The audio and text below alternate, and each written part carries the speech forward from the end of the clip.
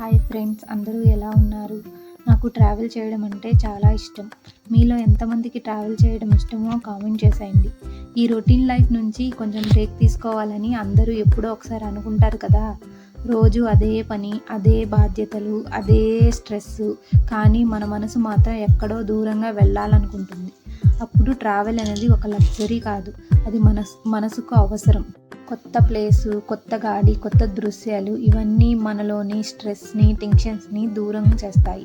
Travel చేస్తున్నప్పుడు time ఎలా గడిచిపోతుందో కూడా మనకే అర్థం కాదు. మన ఫోన్ సైలెంట్లో ఉంటుంది, మన మనసు మాత్రం ఫుల్ ఆన్ సౌండ్లో ఉంటుంది. కొన్ని ప్రయాణాలు నవ్విస్తాయి, కొన్ని ప్రయాణాలు ఆలోచింపజేస్తాయి, మరికొన్ని మనల్నే కొత్తగా పరిచయం చేస్తాయి.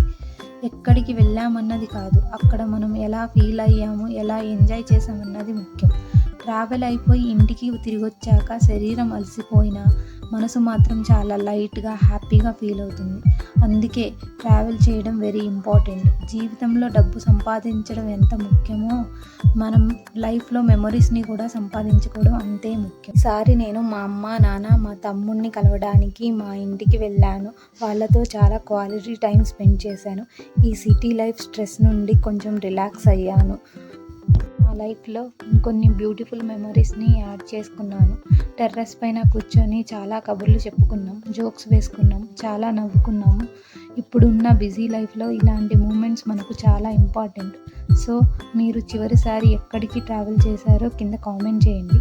మరిన్ని ట్రావెల్ వీడియోల కోసం లైక్ చేయండి, షేర్ చేయండి, మరియు ఛానల్ని సబ్స్క్రైబ్ చేసుకోండి. వీడియో లింక్ని ఈ వీడియో కింద ట్యాగ్ చేస్తాను, చూసేయండి అండ్ ఖచ్చితంగా సబ్స్క్రైబ్ చేయండి.